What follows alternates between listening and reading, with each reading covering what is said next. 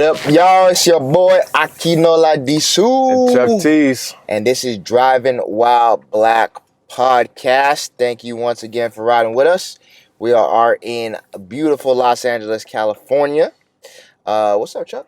What's happening, brother? How you doing, man? I'm good, man. How's your week? How's your week been?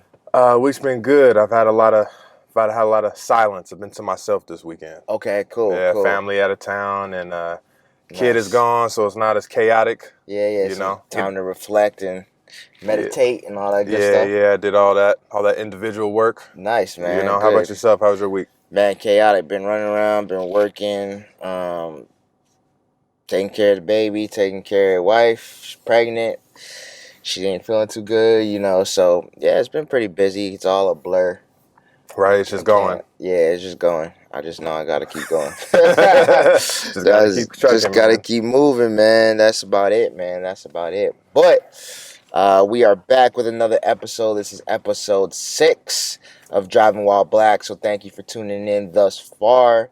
You know, we're just a platform that wants to uplift and empower and speak to our black and brown communities, talk about some of the immediate issues that we have, you know, within this country, within our communities, and use this platform as a form of therapy for the both of us. And we want it to be a form of therapy for you guys as well.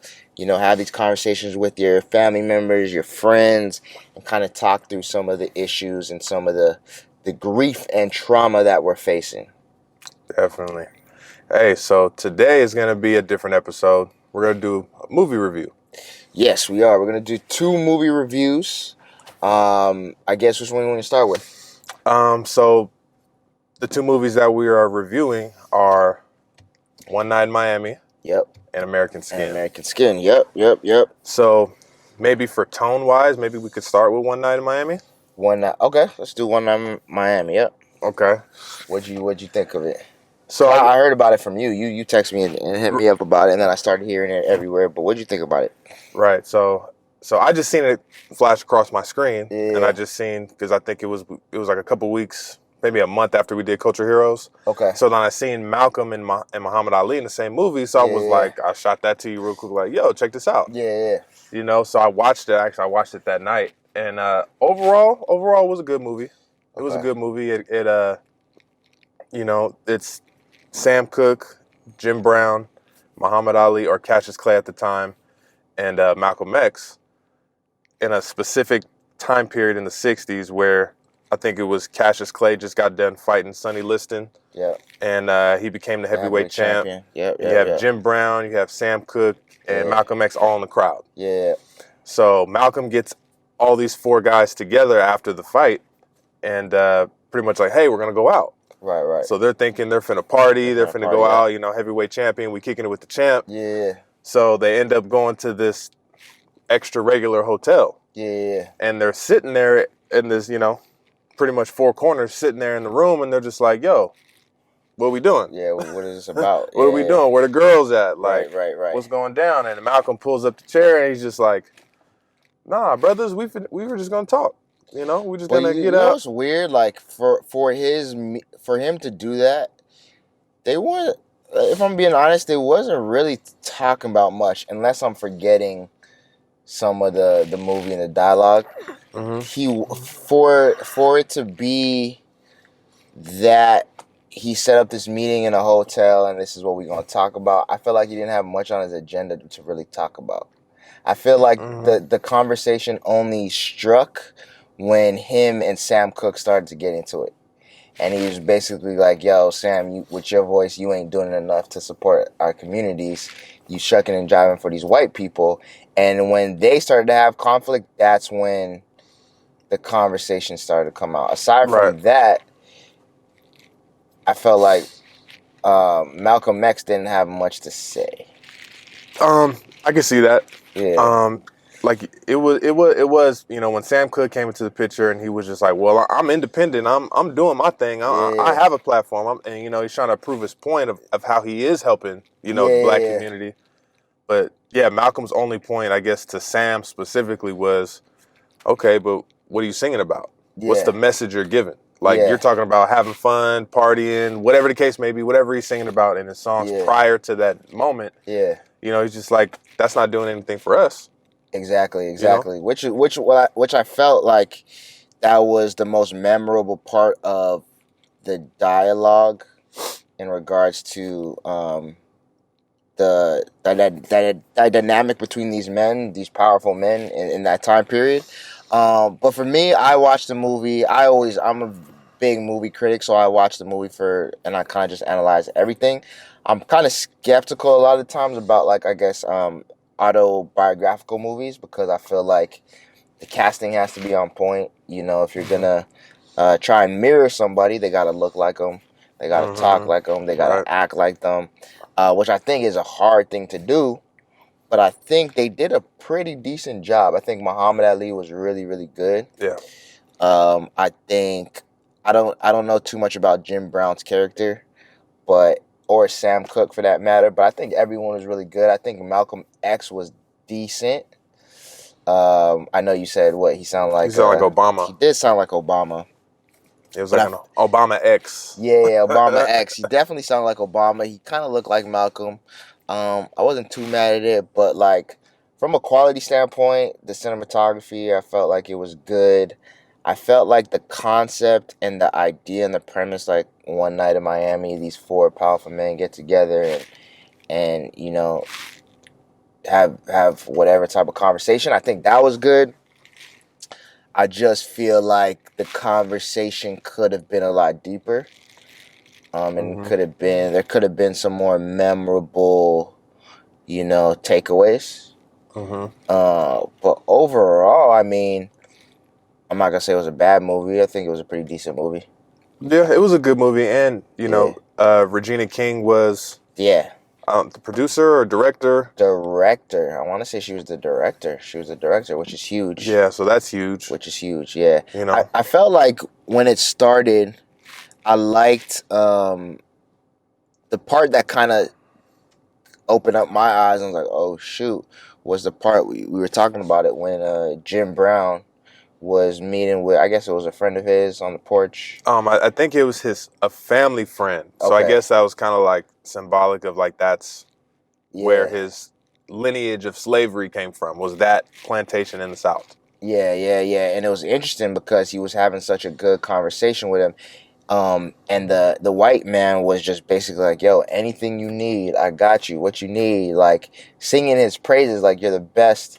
Was he running back? Yeah, he was a running back. Best running back of all time. You're the man. Whatever you need, I got you. Jim Brown was kind of being humble. He's like, yo, you don't need to be humble. Like, you the man. And then he asked him if he needed help with something. Yeah, it was like help him move with furniture. Yeah, he walked into the house at the end. Yeah, at the end of the conversation, he walks or tries to walk into the house and goes, you need help moving this piece of furniture. And he's like, nah. I don't let niggas in my house. And I was like, oh shit. You see the look on his face. Yeah. Because he's like, he didn't know what to say. He didn't know what to do. Yep. Like, can you imagine being back then, they're pretty much $1 million athletes. Oh, for sure. You know what I'm saying? Yeah, but they were talking about like $250,000 and like. Yeah, the money. Obviously, those times. In that time, that $250,000 was balling. Yeah, balling. Yeah.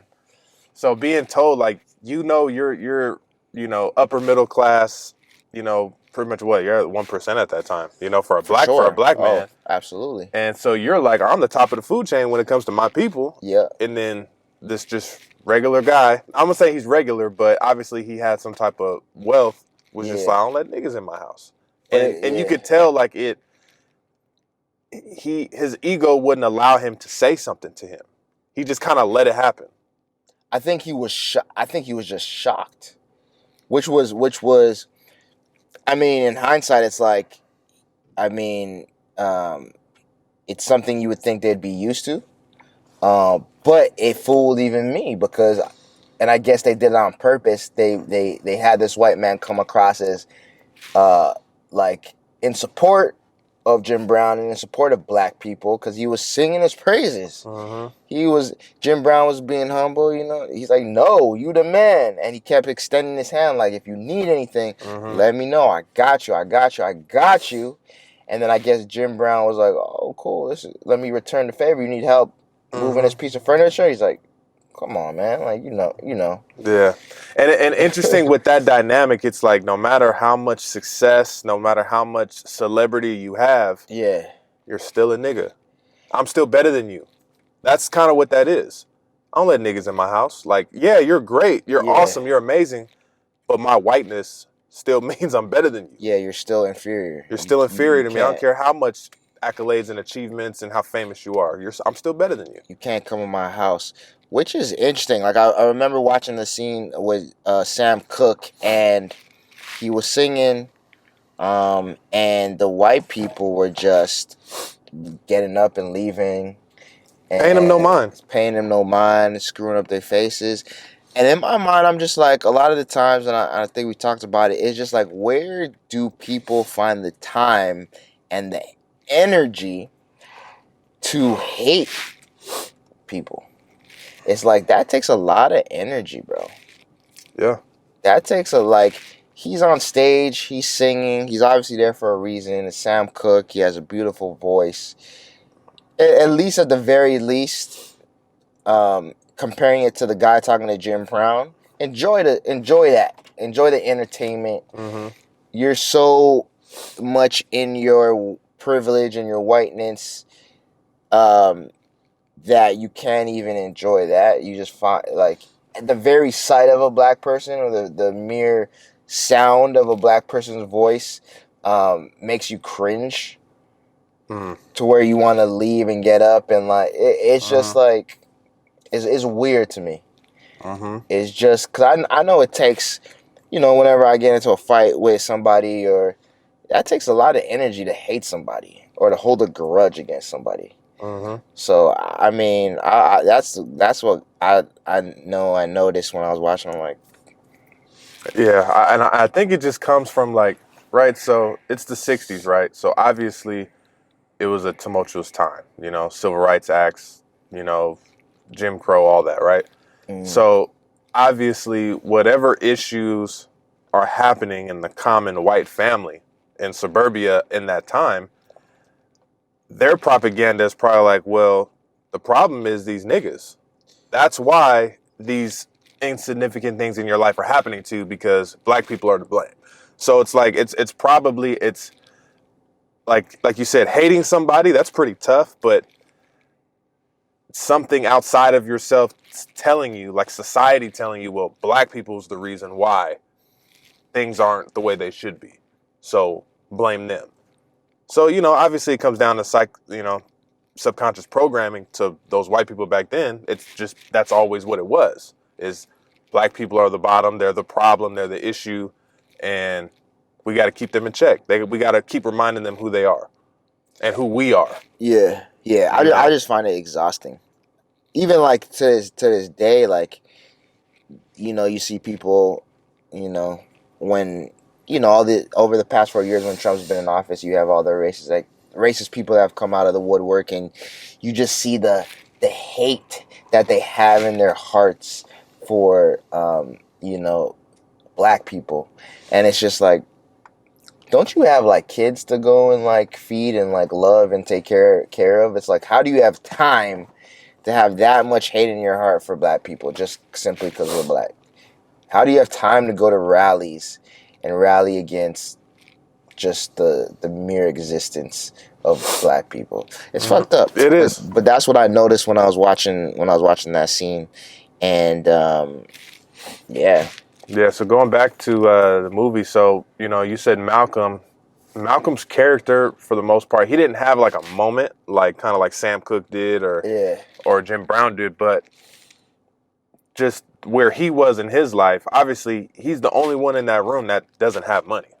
You know what I mean? He's an activist. He's not an entertainer or an athlete. He's an activist. He's not getting paid to be pro-black, right? But I'm sure there had to have been, and I'm not sure, other ways he was making money. Yeah, he was making money, but he's not have Muhammad Ali, Sam Cooke money. That's what I'm saying. So in all aspect, he's average. You know what I mean? He's regular, but he's not a super rich black guy like Muhammad Ali's cat. So with his story, he's in that crossover period between like, all right, I'm gonna leave the nation.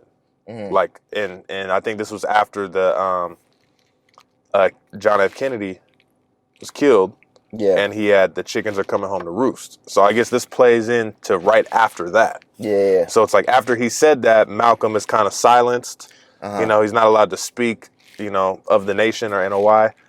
And so now he's, coming up with a plan. All right, well, I'm going to start my own thing. Yeah. And so from my point of view, he started that, he brought those people there to kind of like, hey, like this is what I'm going to do. Yeah. And I'm removing myself from NOI, but I'm going to start my own thing. I'm still a Muslim. Yeah. I'm still Islam, but Yeah. I'm doing this now. And I want you guys to come and be there with me and do it with me. So it didn't really get too much into like Jim Brown and Sam Cooke, but it was more focused on Ali because he was going to make his transition from Cassius Clay to Muhammad Ali. Yeah. And you could tell he was on the fence. So there was a scene in the movie where you had the two men, NOI security, standing outside of the hotel. Yeah. So one of them comes in and he like wants autographs from everybody, right? Yeah. And so they asked him a question. They're like, so how hard was it to convert? Yeah. And he was just like, pretty much like, it wasn't hard at all. Yeah.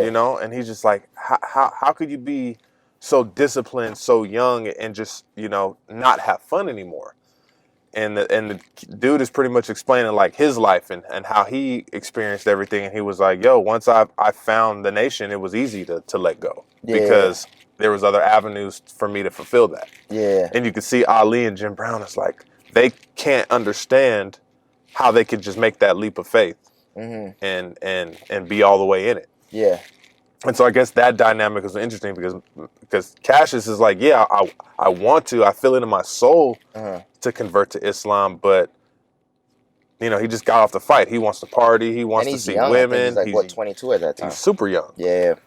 So that was interesting. So I guess that was like, from Malcolm's point of view, was like his main objective in the movie. Yeah. I felt was just to bring those guys into what he was doing. Yeah. Yeah.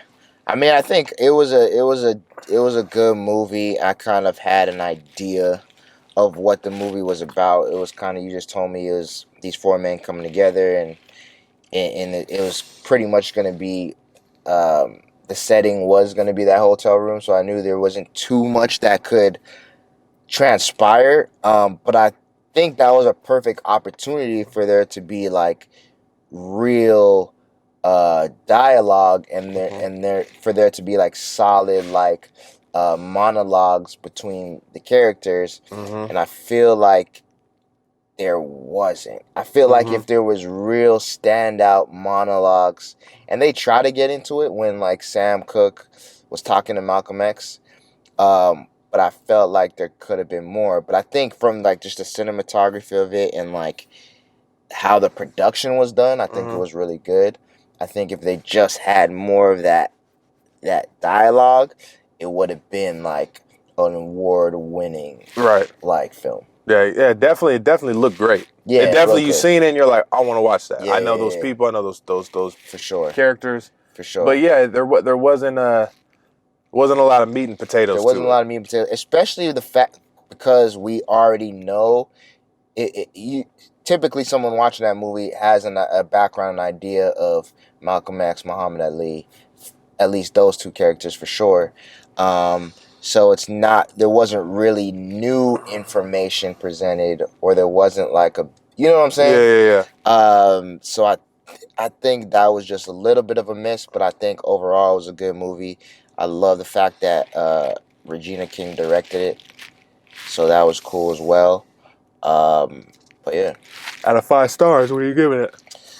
5 stars. One Night in Miami. I'm gonna give it a 4 point. I'll give it a 4.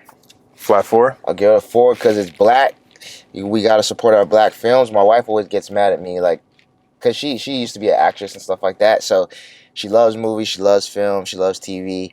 But she also is very adamant about supporting black TV and black film and black actresses, black producers, black directors. So I've definitely adopted that.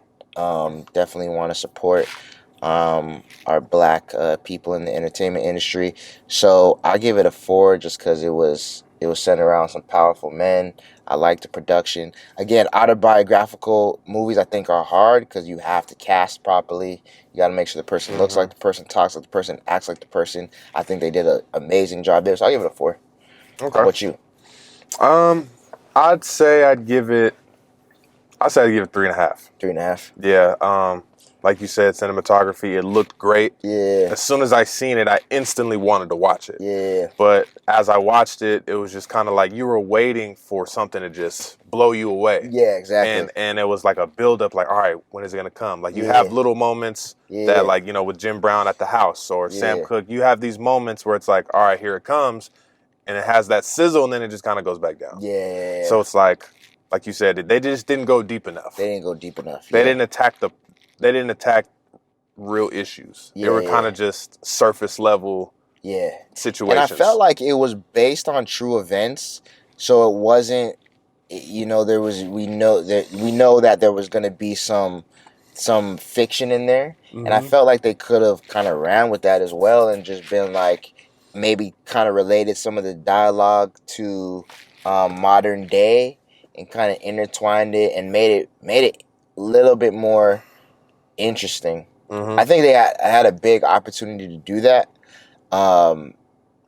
but yeah, they just missed the mark. Yeah, they missed the mark. They missed so the mark there. It wasn't like you said, it wasn't an award-winning film. Maybe I'll take that back. Let me give it a 3.5 too. Yeah, because it's like they could have. It was almost everything was there. The layup was there, and they didn't. Yeah, they didn't dunk it. They laid it up. Yeah, they laid it up. Yeah, so it just wasn't. It didn't give you that feeling. 3.5. All right.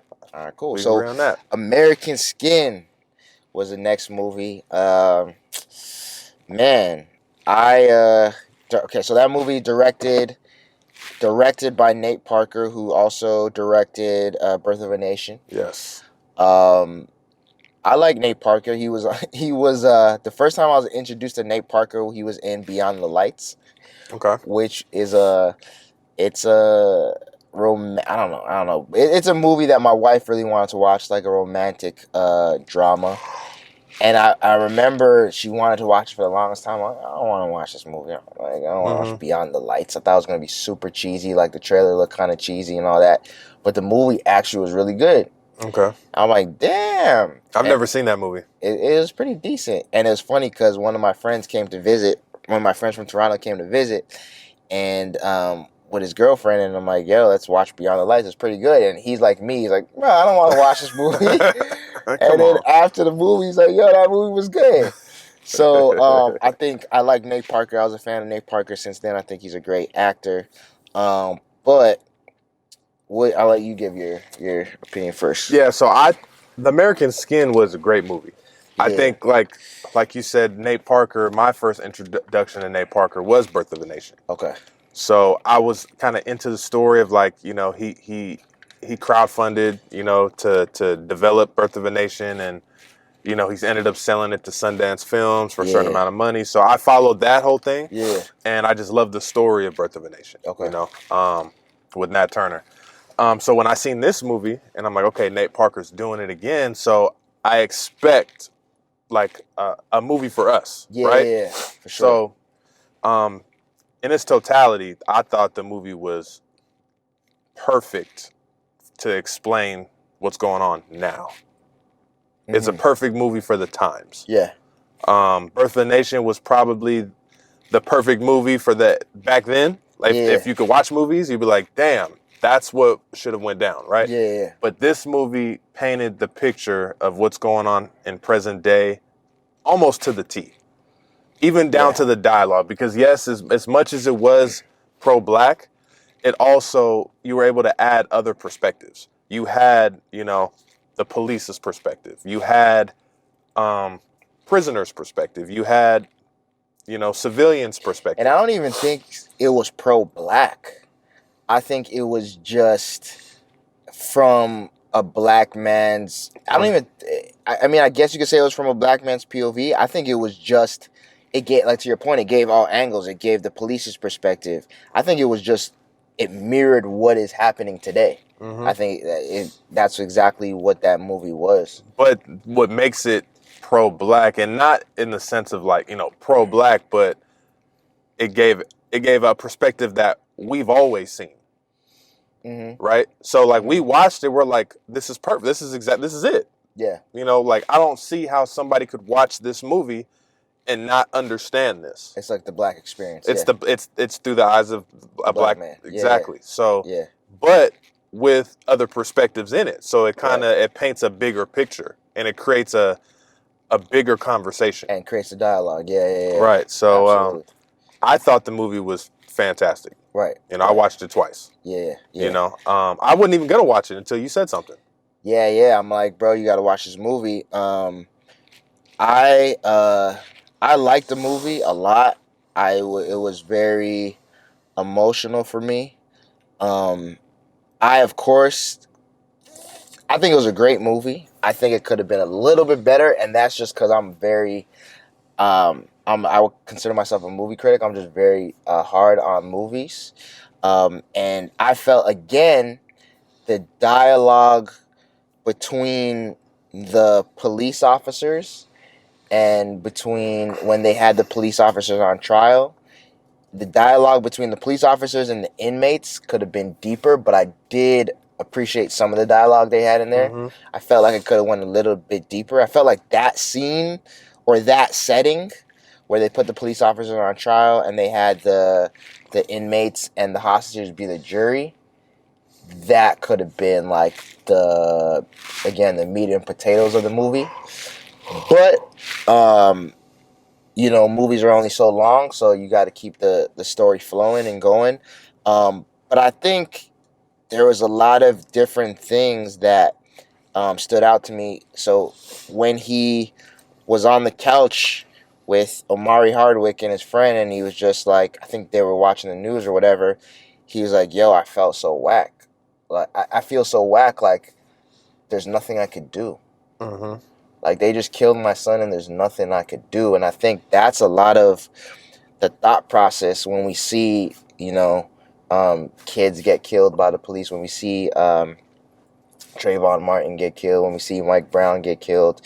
It's that, how are their parents feeling?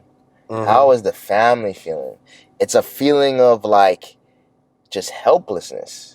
It's like, do you put it all on the line and seek revenge and get street justice and leave your wife and your other kids behind because you got killed in a line of fire, or you are going now and spending your life in jail? Or do you just have to hold that loss and be like, there's nothing I could do? So I felt him when he said that. It's just like, you got to make a decision. And he made a decision, like, I got to seek justice for my son. What's interesting about the movie to me is, right, so the character, I think his name was Lincoln Jefferson. Lincoln Jefferson, yeah. Lincoln Jefferson. So that his name right there is something to talk about. Right. But Lincoln Jefferson, he decided, he's coming back from the war. Right. He was a infantry rifleman from what I remember. And, it's hard for veterans to talk about what they experienced, right?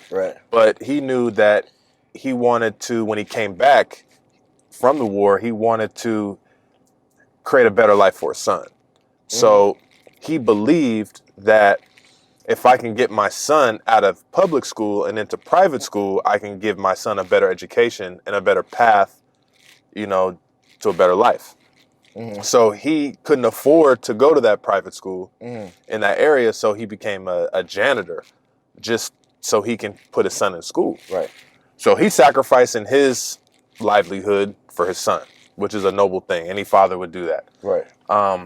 So his son is getting indoctrinated into this school, and he's like, it's cool, I'm learning my friends and certain things like that. But there was that scene where he's on the FaceTime with his black friend. And they're talking about like the Constitution and the laws and how specifically in an unlawful arrest, you can pretty much fight back against the police and prevent yourself. You can resist and prevent from getting arrested if it's unlawful. So he's reading everything verbatim. Like, look, we can do this. Yeah. We can resist arrest, even if it is the police. Yeah. So his dad walks in and is like, what you talking about? Yeah. And he kind of like tried to brush it off. And he's like, no. Keep saying what you were saying. Yeah. And so he's like, I'm just saying you could resist arrest if it's unlawful. But he's like, cut it right there. Stop. Yeah. And he's like, hold on. He tried to say bye to his friend. And he's like, no, you need to hear this too. Yeah. And he goes, look, when that was written, yes, in theory, unlawful arrest is being made. You can resist to a point. You have that right. Yeah. But when this was written, you have rights. When this was written, it was not meant for us. Mm. It was not written with us in mind. Right, exactly. But the son was like, what are you talking about? Right. Like it just didn't understand. What do you mean? It's here. It's the law. It's written right here. Like, I should be able to do this. And he's like, no, son. He's like, even though in theory you can do that, if you ever get caught in that situation, you just listen. You just listen. Do whatever the officer says so you can come home that night. Right. Right. And that was a powerful scene because it's the movie started off with the video footage. Yeah. And what did he do in the video footage? Yeah. The first thing he did, you see Lincoln Jefferson, he did everything right. Yeah. Officer, my hands are on the wheel. Yeah. Here's my wallet and registration's in the glove box. Can I grab it? This is my 14-year-old son. Yeah. Can I just reach over him and grab my wallet? So he's doing everything right, and all his son did was pull out a cell phone and record. And I think he was saying, I have the right to record, right? Yep. I have the right to record. And what's interesting is he has that, he's getting that information and knowledge in part because he is going to a private school. Mm-hmm. And he is going to this prestigious school with, populated by predominantly white kids. Mm-hmm. And his friend is back in the hood in public school, and they don't teach that. They're not giving that information. And he's like, yo, what are you talking about? He's like, bro, you wild. Like, you out of your mind. Mm-hmm. And because he's coming from a place of privilege in regards to education, he's like, nah, you can do this. Mm-hmm. This is what they teaching us. So it's like, it shows you the two different dynamics and the two different worlds and the two different accesses to education and information. Mm-hmm. We're not taught that we have rights, when it comes to law enforcement and when it comes to the justice system. So I felt that was interesting. But another thing that reminded me of, I remember watching, and I'll never forget this interview. I thought it was really interesting it was Killer Mike on The Breakfast Club. And he was talking about how a lot of the times, and we do this because we want a better life for our kids and our family, there's our clear disparities in the education system in regards to public schools versus private schools, and even public schools in a certain area. So public schools in the hood versus public schools in, the suburbs and affluent areas, right? But what Killer Mike was saying, he got into a kind of a debate with DJ Envy. Killer Mike was speaking to the pride he had in growing up in Atlanta and going to these predominantly black schools, these black public schools, and going to HBCUs, and the fact that a lot of these schools were named after powerful black people, right? Like Marcus Garvey, Martin Luther King, and the conversation. And then DJ Envy spoke to sending his kids to private school. And the reason why DJ Envy was saying, I sent my kids to private school because the education level is a lot different. So drastically different from public schools. They're learning real estate. They're learning how to be entrepreneurs. They're learning how to create businesses. They're learning tangible things that can set them up in life, right?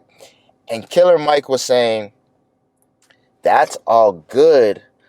The only problem is we're sending our black and brown kids to these schools, and essentially we're sending them in hostile environments because they're the only black and brown kids. So now they're being called the N-word. And Angela Yee chimed in and she said, yeah, I went to a private school in Brooklyn and I hated it. They used to write "Go home, nigga" on the wall. They used to, it was very vulgar in that regard. And it's like, we're sending our kids into these environments. They're very hostile, so they go into these environments and their self-esteem gets crushed, essentially. Mm-hmm. You know, versus why don't we just put money into the public schools? Why don't we build up the public schools? DJ Envy, you're an affluent black man. Why don't you take your power and your influence and your dollars and put it in the black in the public schools where it is predominantly black and brown, or it's more multicultural, and let's build that up. So our kids are not put in these environments where they're made to feel inferior. Mm-hmm. You know, especially when you have, like Angelique spoke to it too, and in the movie, you have the Nate Turner. He is the janitor of the school. Mm-hmm. You know, they're not coming from an affluent neighborhood like the rest of these kids. So it's like, even that dynamic, the economic dynamic, is like, well, where do you, like, kids could be like, where do you live? You live where? Yeah, it's that classism. It's that class. It's like, my mom doesn't let me. You allow me to go over there. And Angelique spoke to the same thing, and it's the same thing. And it's funny. My sister, she worked, or she was interviewing for a private school in New York, and she turned it down because it is literally very much that. It's these people with this money, and it's very racist. And they let black kids in sometime on scholarships, but she was saying, you'll have, when the pandemic hit, you'll have these Zoom classes, and these kids will be on Zoom, and some of these kids will have pools. Like, the teachers make it a point to tell the parents of the affluent kids, just make sure that they're, like, in a room where it's a plain background. Like, don't be by the pool. Don't show off your Don't wealth. show your, yeah. Because there's kids on the Zoom call that are in the hood in a 1-bedroom apartment. Mm-hmm. So I think I just bring that up because I really like that interview and that perspective of Killer Mike. And I think it's a different experience for him because he's from Atlanta, where there are a lot of black people. There are a lot of people and things to be proud of in that city. But I agree, man. I mean, me and you, we live in the suburbs, and we're out here obviously because we want a certain life for our families. But then, you know, when we're met with racial tension and where people say things and slide things to us, you think, you're like, is it really worth, you know, my kid being subjected to racism? Mm-hmm. It's interesting because that crossover, right? The son in the movie, I think it's Kajani, right? His name is Kajani. He's now integrating, you know, into this different class of people. Yeah. So he's taking on these knowledges, and he's trying to find the balance with himself. Like, yeah, he's black. Yeah, he comes from this neighborhood, but now he's here around a bunch of people who don't look like him, learning a bunch of things that he never even thought of, and he's absorbing that. He's like a sponge. Yeah. So now he's finding his own way, his own thoughts, right? Yeah. And that's what we deal with when we're black people in the suburbs, and obviously we know our people, but then we're around other people that don't think like us, don't look like us. Yeah. And so we're forced to kind of have like a double consciousness, or maybe like a code switch to a sense. And it's almost like not a defense, maybe it's a defense mechanism, just so you can interact and you can kind of just move about the space around these people. Mm-hmm. You know, and in the movie you could see he was developing that. But at the end of the day, that night when Lincoln Jefferson went to go pick up his son from his friend's house, driving around the neighborhood at night in a shitty car, you know, it's a busted Honda, and they're saying he was speeding, but they just saw it was a black man driving the car, so they pulled him over. The officer admits that in that scene when they have him on trial. He was like, yo, he's like, what did you expect? You were a black man at a certain time of night in a predominantly white neighborhood in a busted car. He's like, what did you expect? And then he kind of spoke to the jury. He's like, you guys want your communities to be safe. You guys want us to, you know, do our jobs. This is part of doing our jobs. It's profiling people that are, you know, You could deem that looks suspicious. that looks suspicious simply because the color of their skin, and that was a clear indication that there's definitely racial bias within the police system, and from a common sense perspective, that's just common sense. Yeah, it's just common sense. It's not and it could very well be the people, but it's not necessarily always the people. It's just the system and how they were trained to act, with civilians, right, or certain civilians. Okay, right. well, this type of person, because they look like this, dress like this, walk like this, talk like this, Yeah. they're most likely fit A, B, and C box, so treat them as such. Right. And when you see a busted up car in a nice neighborhood, that is deemed suspicious. But it's like, is it? Why? It shouldn't be. It shouldn't be. And it's not even a busted up car in a nice neighborhood, because it's like, we see busted up cars in nice neighborhoods all the time. It's a black man in a busted up car at this time in a certain neighborhood is deemed suspicious. So, and then another thing was, I found interesting when the police officer said, "I just wanted to make it home. It's our job to." They tell us it's our job, just get home. And I can't remember who said it, but it was like, how about the kid didn't get home? Like, right. That's what he said. The cop said that. The cop said, "We're trained to go home. We're trained to go home." Yeah. So he's like, he said he was scared.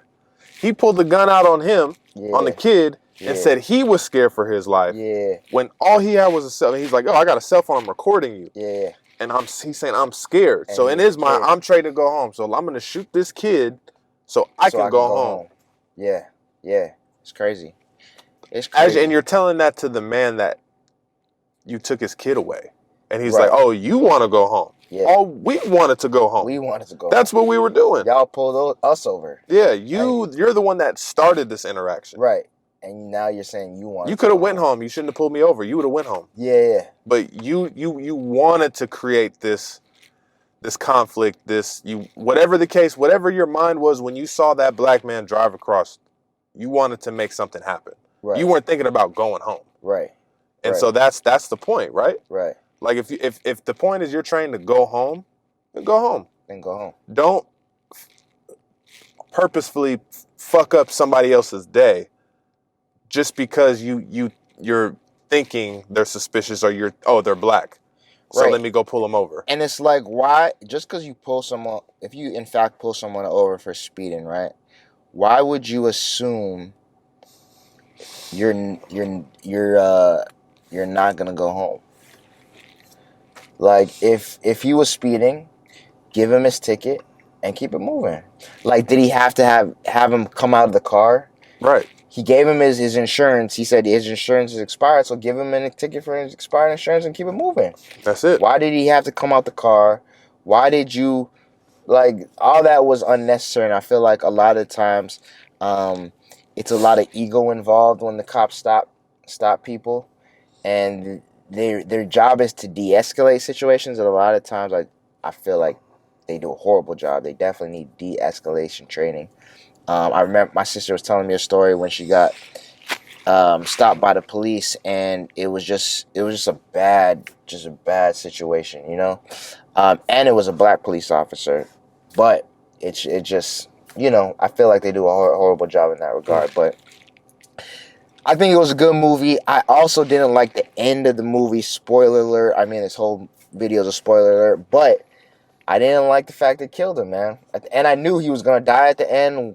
Kind of how, I didn't like the fact that, I'm not saying I want to see anybody die, but I felt like what was all of that for if there was no true revenge sought? So, okay. I felt like that was a waste of time. Okay. So, and now you're going to jail for the rest of your life. Man. For what? You think he would have went to jail for the rest of his life? For sure. He took police hostage. It was like a John Q situation. And he kidnapped police. I don't think he went to jail for the rest of his life. He may have got like 20 years or something crazy. Bro, he's getting life. If you pull out that, what is that? Like, that's kidnapping with a deadly weapon and police officers, and then he let out inmates. That's true. He did do that. Bro, he was going to jail for the rest of his life. No question. To the point where they didn't even afford him that. Right. So, I agree with you. Yeah. The movie pissed me off at the end. Yeah. Because the movie gets you in this mindset, like, okay, you know, it starts off with the kid coming up to his door and he's gonna interview him about the loss of his son.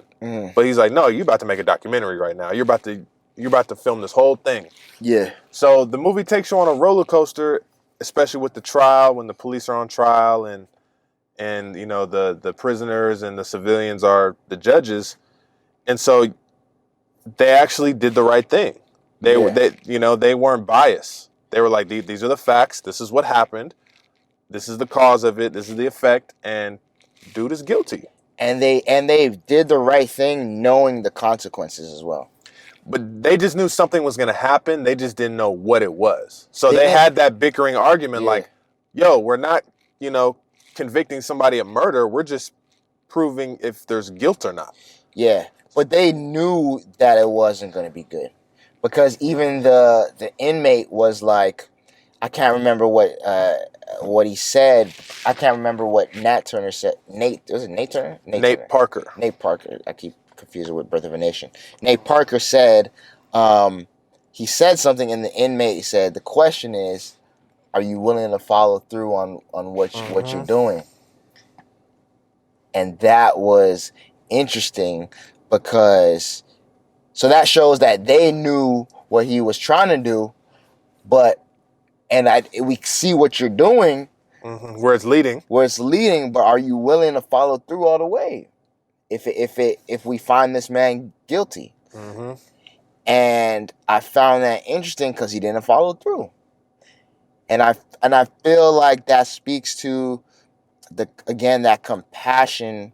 And I heard Van Lathan, not Van Jones, Van Lathan say, I think when George Floyd got killed, black people have a compassion disease. Oh yeah, for sure. And that really hit me because it's true.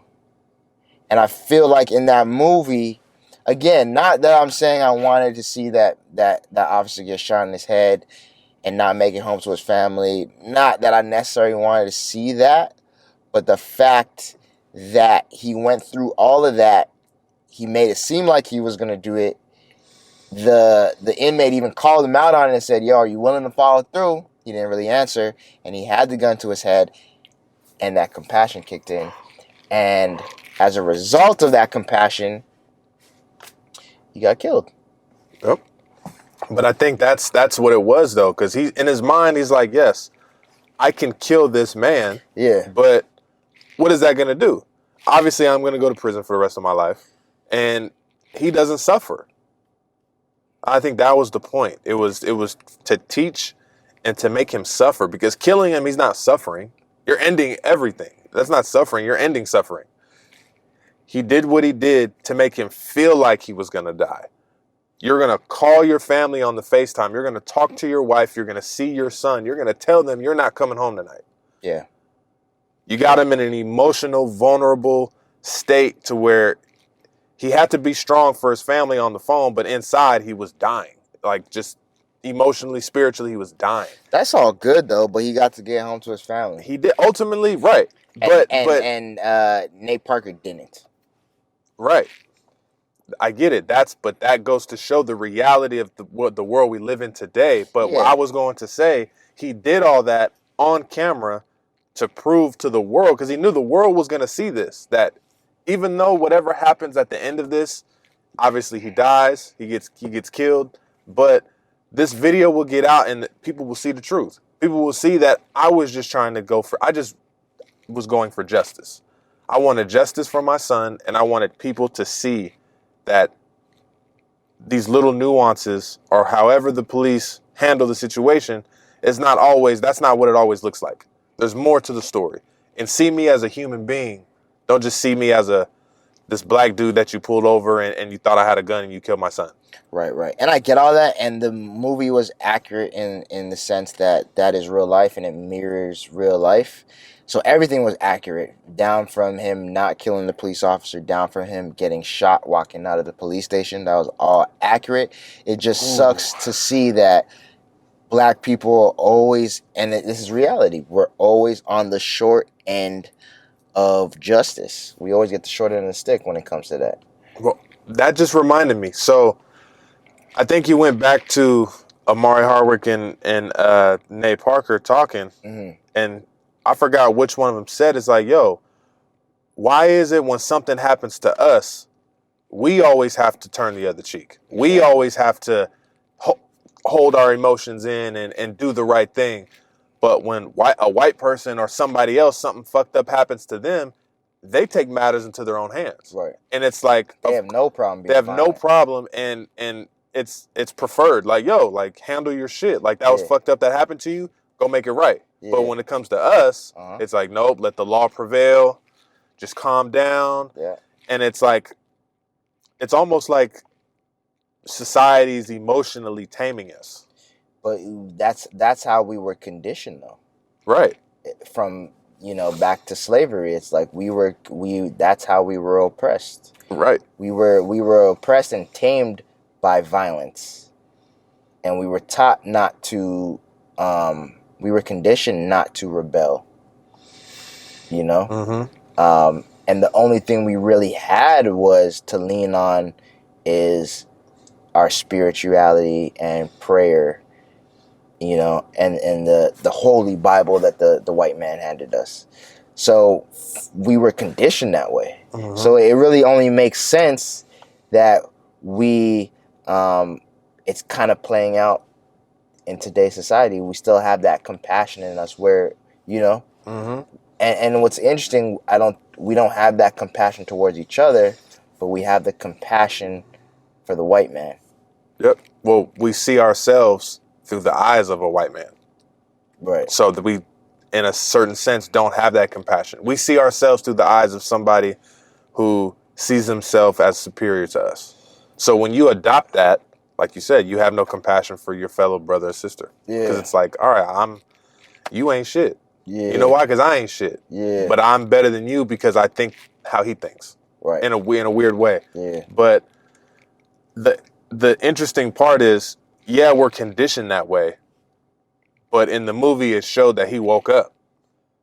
Why do we do this? Why don't we take matters into our own hand? This is bullshit. They do it. Yeah.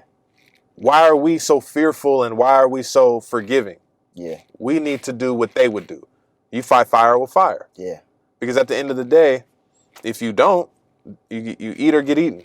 Yeah. So I'm tired of getting eaten. Yeah. And he woke up. And I think that was a strong message because what if all of us woke up?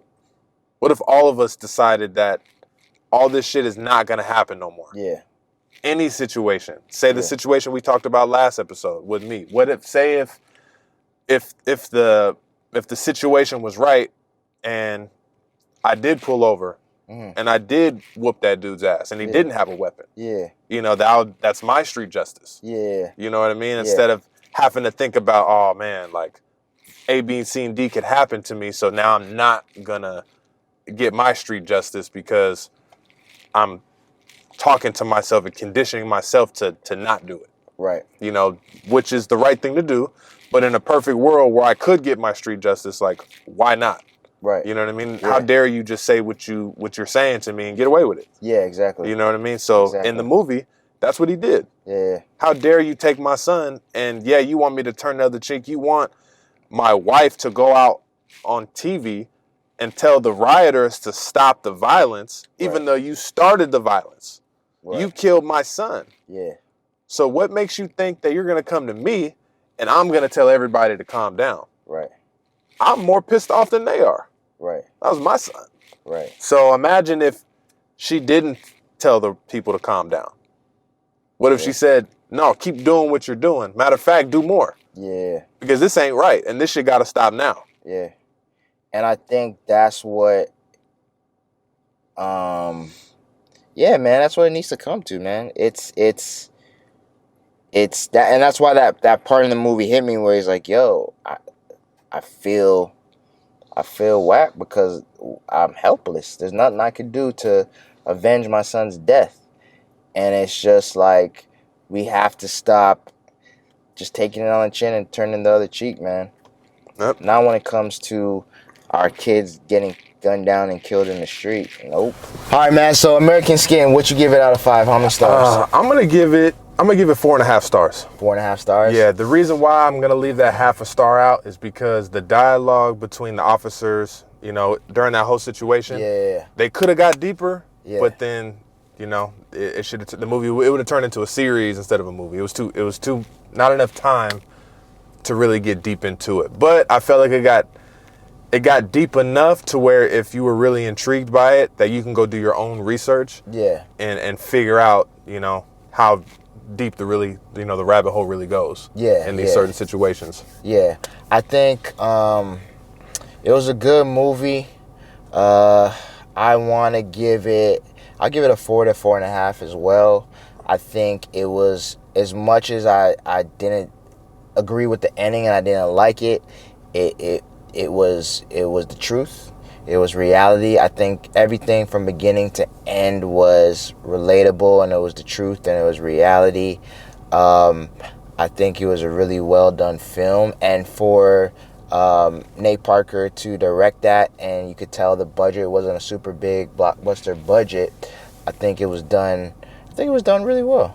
Again, I agree. I think the dialogue in that setting between the officers and the inmates, and when they had them on trial, could have went a little bit deeper.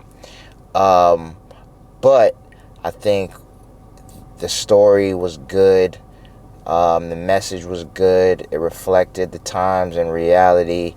It was a solid movie. So I gave it a 4. I'll give it a 4.2, 4.3. Dope. Yeah. So, man, go check out One Night in Miami and American Skin, and tell us what you think. See if we're spot on it.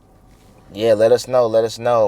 But again, thank you for riding with us. This has been another episode of Driving While Black.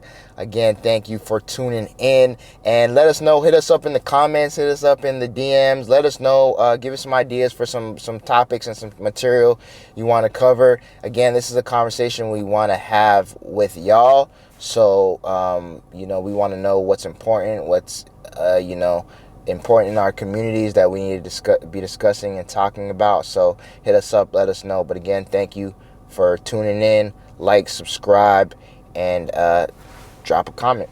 We out. Peace.